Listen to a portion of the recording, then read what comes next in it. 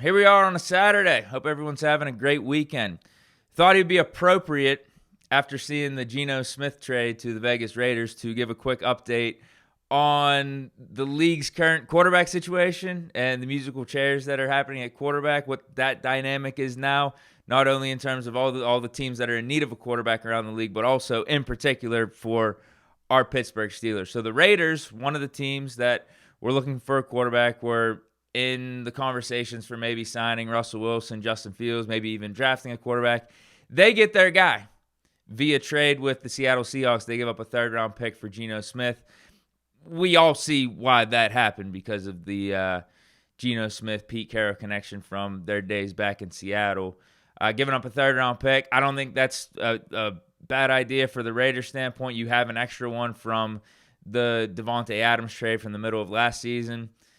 Yeah, that's probably good. That's probably fair, right? Like, I don't think either side got hauled necessarily, especially if Seattle's trying to start a new movement up there, start getting things going in a new direction under the new head coach, the new regime.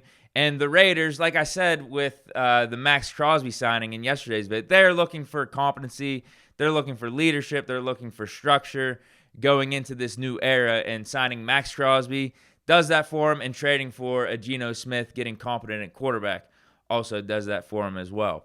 But that leaves, other teams out there, without their quarterback still, and it kind of just shifts that dynamic around because the Raiders were in talks for potentially signing Justin Fields, signing Russell Wilson, maybe drafting a guy, maybe signing an Aaron Rodgers. But now that they got Geno Smith, and that kind of, in a way, came out of left field because no one was talking about them potentially trading for Geno Smith in a legitimate way. It's been thrown out there, but everyone still thought that they were going to go a different route and not have to give up any assets to get their quarterback. But now they got Geno Smith. That leaves Seattle without a quarterback. That leaves still the Steelers, the Giants, the Jets, the names, the teams that have been being brought up still without their guy.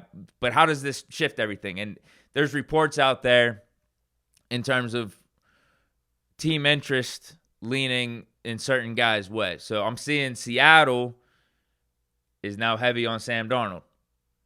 Sam Darnold's not going to be going back to the Vikings. So that's one opening that's potentially out, and one quarterback that's off the market. Again, from a Steelers standpoint, let's look at how this landscape could be shifting here. Raiders got their guy. They're not bringing in Aaron Rodgers. They're not going to get Russ or Justin Fields, anything like that. Seattle, they got the opening. They're going to be heavy on Sam Darnold. So Sam Darnold off the market. Giants, Jets. I'm seeing Jets are heavy on Justin Fields.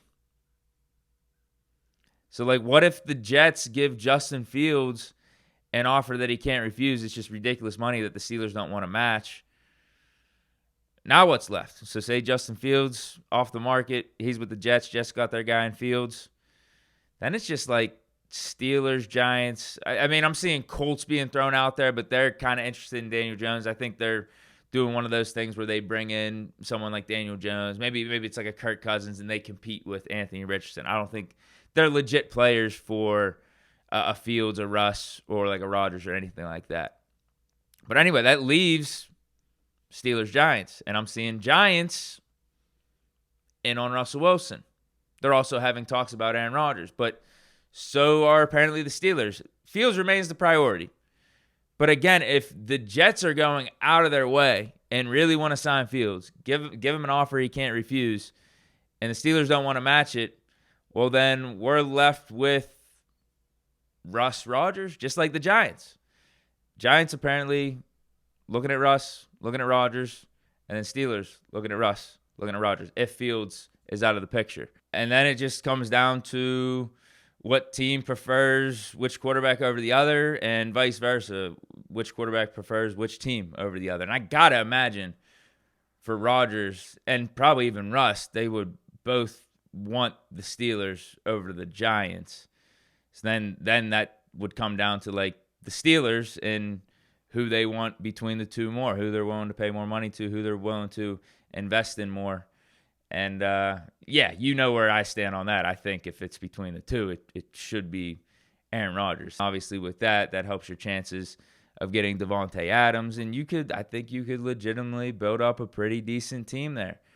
Rodgers on a not crazy contract. You get Devontae Adams in here, and hopefully team-friendly discount because he'd be paired up with Aaron Rodgers again, and you could still get your defensive lineman, still get a cornerback. But that also then enables you, I think you at that point before the draft, you kind of have a win-now team. And you could then draft your quarterback for the future. You could have a guy, and I think you could even do this with bringing back Russ. I think the Steelers would then legitimately still be looking at a quarterback in the first round or like second round to be the future, to be the successor to all this. I mean, if there's ever been a time where Rodgers to the Steelers may happen, it's getting to that point. I feel like things are shifting that way. Because again, if Fields signs with the Jets, Darnold goes to the Seahawks all on Monday, bro, then like our options are legitimately Russ, Rodgers. If we're looking to sign a guy, get a guy in here to be our starting quarterback before the draft. And obviously, I think Rodgers is the route you got to go. Yeah, where are you guys at in terms of how would you rank the options at quarterback and what you want to do? You guys know I've been saying it's either Fields or Rodgers. Like that would be my 1A, 1B, however you want to slice it. Like that's it really. And then after that, if we don't get those two, I mean, I'm talking about trading the house and trying to get Cam Ward in the draft. And then after that, I don't know. I don't know. Those are kind of like my three options for what I'd be cool with for the Steelers at quarterback in 2025. That's about it. That's really about it. But let me know your rankings and how you would tier stuff and what you guys want to do. And after seeing this Geno Smith trade, how does this change your opinion on what you think's going to happen, how this landscape's changing? Do you think the Jets are really going to give Fields a crazy offer and scheme Fields out of Pittsburgh?